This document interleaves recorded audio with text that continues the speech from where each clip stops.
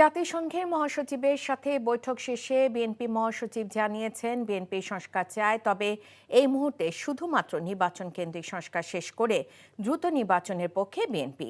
আর জামায়াতের নায়েবে আমির ডাক্তার সৈয়দ আবদুল্লাহ মোহাম্মদ তাহের বলেছেন জাতিসংঘ মহাসচিবের সাথে ঐক্য ও সুষ্ঠু নির্বাচন নিয়ে আলোচনা হয়েছে।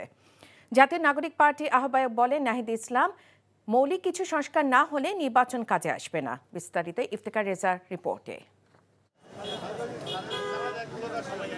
বাংলাদেশ সফরের তৃতীয় দিনে জাতীয় ঐকমত্য কমিশন ও রাজনৈতিক দলগুলোর সাথে বৈঠক করেন জাতিসংঘ মহাসচিব আন্তোনিও গুতেরেস।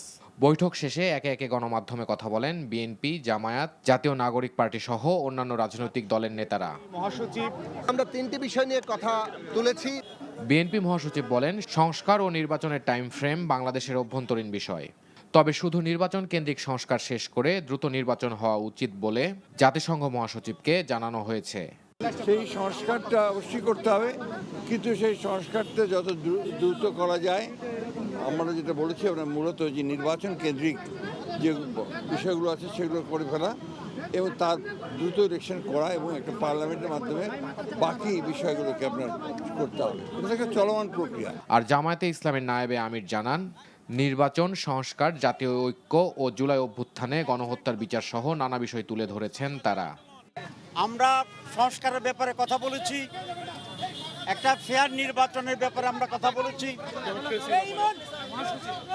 টেকসই গণতন্ত্রের ব্যাপারে আমরা কথা বলেছি এবং জাতীয় ঐক্যের ব্যাপারে আমরা কথা বলেছি। জাতীয় নাগরিক পার্টির আহ্বায়ক বলেন মৌলিক কিছু সংস্কার না করতে পারলে নির্বাচন কাজে আসবে না, আর গণপরিষদের মাধ্যমেই সংবিধান সংস্কার করতে হবে। যে নির্বাচনকে তো আমরা সংস্কারের একটা প্রক্রিয়া হিসেবে দেখি, সংস্কারের ধারাবাহিকতা হিসেবে দেখি। কোনো রকম সংস্কার ছাড়া নির্বাচন, সংস্কারবিহীন নির্বাচন তো কোনো কাজে দেবে না। এটা অন্য সকল রাজনৈতিক দলও এটার সাথে একমত পোষণ করে।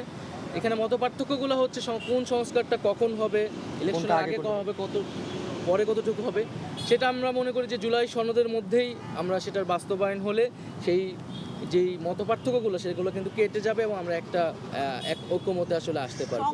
এর আগে রাজধানীর গুলশানে ঢাকাস্থ জাতিসংঘ কার্যালয়ে আলোকচিত্র প্রদর্শনীর উদ্বোধন করেন আন্তোনিও গুতেরেস।